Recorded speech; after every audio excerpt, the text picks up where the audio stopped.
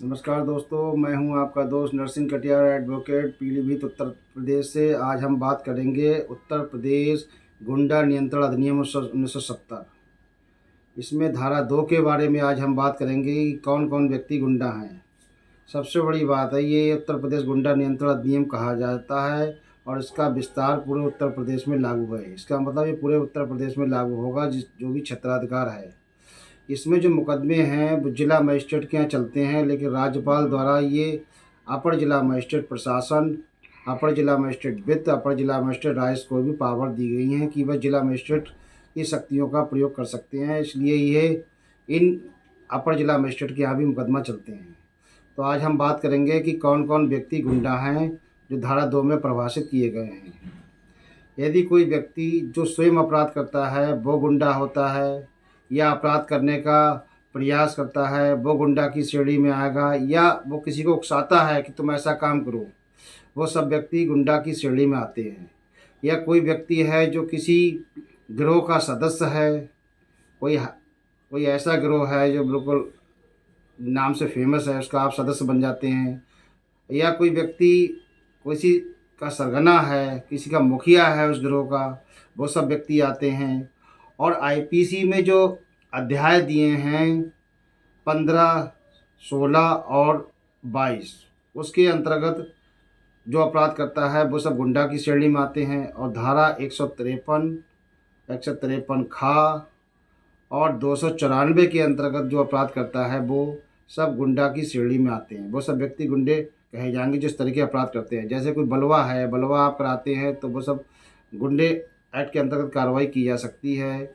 या कोई अश्लील गाने गाते हैं, या किसी महिला के साथ बदतमीजी करते हैं, या कोई राष्ट्रीय अखंडता है देश की, उसमें कोई ऐसा भाषण देते हैं जिससे कोई समुदाय है, दो समुदाय हैं, उसकी शांति भंग होती है, या उनमें वैमनस्य पैदा होता है, या किसी जाति धर्म के बारे में कोई ऐसा कार्य करते हैं, वो सब हम गुंडा की श्रेणी में आते हैं।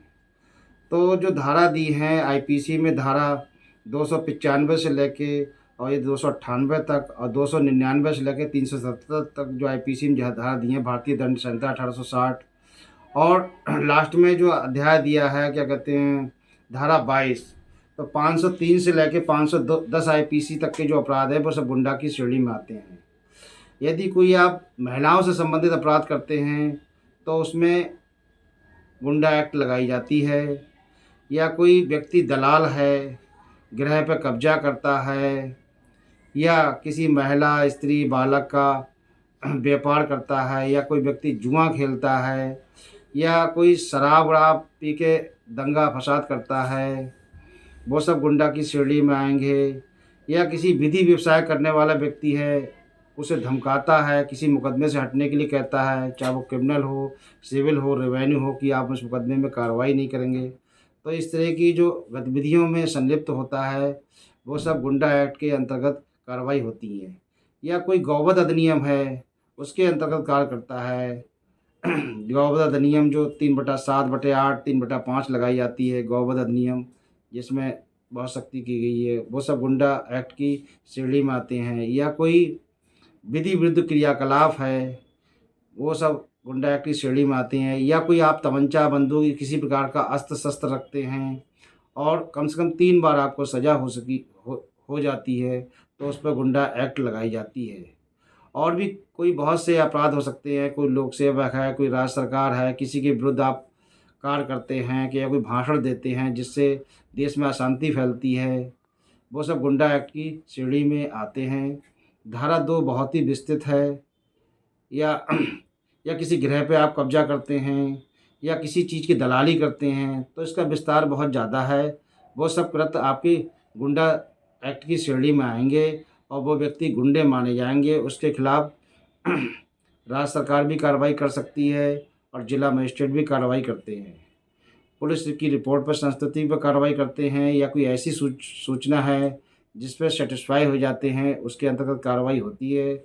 जिस व्यक्ति के विरुद्ध कार्रवाई की जाती है उसे गुंडा एक्ट के अंतर्गत नोटिस दी जाती है, उसमें व्यक्ति अपनी आपत्ति भी लगाता है। तो सब चीज़ों के बारे में कहना यहाँ संभव नहीं है। जो कुछ खास खास बातें थी मैंने बताई कि कौन कौन व्यक्ति गुंडा एक्ट की श्रेणी में आएंगे। इस जो आईपीसी के अंतर्गत अपराध है या गौवध अधिनियम है, जो खासकर बातें पर मैंने विचार किया, तो मैं समझ सकता हूँ कि दोस्तों आपको समझ में आया होगा कि कौन-कौन व्यक्ति गुंडा एक्ट की श्रेणी में आते हैं। धारा 2 बहुत ही विस्तृत है, इसलिए मैं इन्हीं शब्दों के साथ अपनी वाणी को विराम देता हूँ। जय हिंद, जय भारत। यदि मेरी वीडियो अच्छी लगे तो लाइक, शेयर एंड सब्सक्राइब ज़रूर करें।